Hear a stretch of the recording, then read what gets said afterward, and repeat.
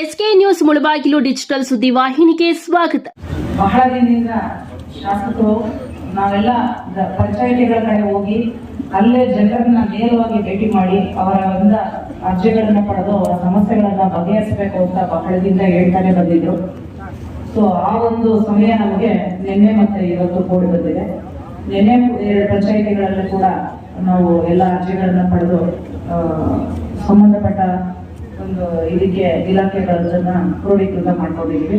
ಇವತ್ತು ಕೂಡ 1-2 ಪಂಚಾಯಿತಿಯಲ್ಲಿ ಮ್ಯಾಕ್ಸಿಮಮ್ ಅರ್ಜಿಗಳು ಬಂದಿದ್ದಾರೆ. ಕೆಲವೊಂದು ಹೆಚ್ಚು ಅರ್ಜಿಗಳು ಬರ್ತಾ ಇರೋದು ನಮಗೆ ದುರಸ್ತಿ ಮಾಡ್ಕೊಡಿ ಅಂತ ನಾವು ಅರ್ಜಿಗಳನ್ನ ತಗೊಂಡಿದ್ದೀವಿ.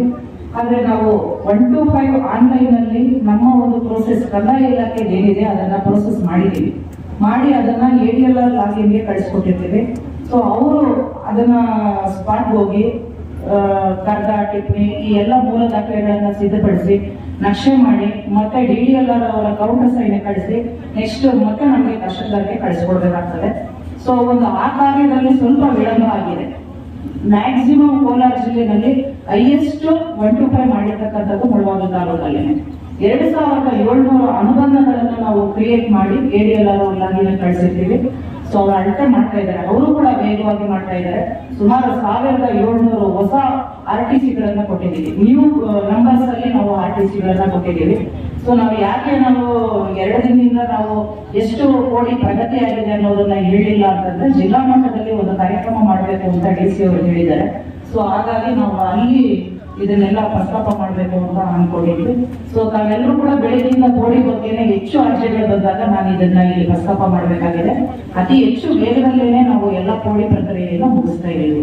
ಹೊಸ ನಂಬರ್ಗಳು ಕೂಡ ಅಷ್ಟೇ ಹೆಚ್ಚು ನಮ್ಮ ಜಿಲ್ಲೆಯಲ್ಲೇ ನಮ್ಮ ಮುಳಬಾಗಿಲು ತಾಲೂಕಿನಲ್ಲಿ ಹೆಚ್ಚು ಹೊಸ ನಂಬರ್ಗಳು RTC ಕೂಡ ಆಗಿದೆ.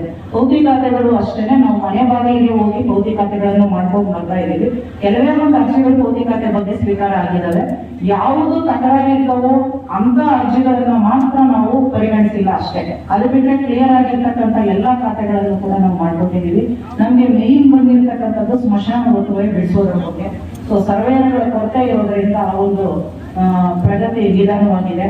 ಸೊ ಇಷ್ಟು ದಿನ ನಾವು ಕೆರೆಗಳನ್ನ ಒತ್ತುವರಿ ತೆರವು ಮಾಡಿರ್ತೀವಿ. ಇಲ್ಲಿ ಇರ್ತಕ್ಕಂಥ 803 ಕೆರೆ ನಮ್ಮ ತಾಲೂಕಿನಲ್ಲಿ ಹೈಯೆಸ್ಟ್ ಕೆರೆಗಳಿರೋದು. ಸೊ ಆ ಎಲ್ಲಾ ಕೆರೆಗಳನ್ನು ನಾವು ಅಳತೆ ಮಾಡಿದೀವಿ. ಒತ್ತುವರಿ ಇರ್ತಕ್ಕಂಥ ಕೆರೆಗಳನ್ನ ಕೂಡ ನಾವು ಬಿಡಿಸಿದೀವಿ.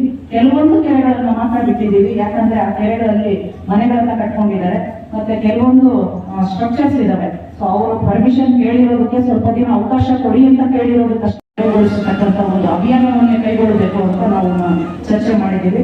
ನಮ್ಮ ಶಾಸಕರು DC ಅವರ ನೇತೃತ್ವದಲ್ಲಿ ಅವರ ಅಧ್ಯಕ್ಷತೆಯಲ್ಲಿ ಬಹಳ ಯಶಸ್ವಿಯಾಗಿ ನಡೀತು ಅಂತ ಹೇಳೋದಕ್ಕೆ ನಾನು ಈ ಸಂದರ್ಭದಲ್ಲಿ ಬಯಸ್ತಾ ಇದ್ದೀನಿ. ಎಲ್ಲರಿಗೂ ಕೂಡ ಧನ್ಯವಾದಗಳು.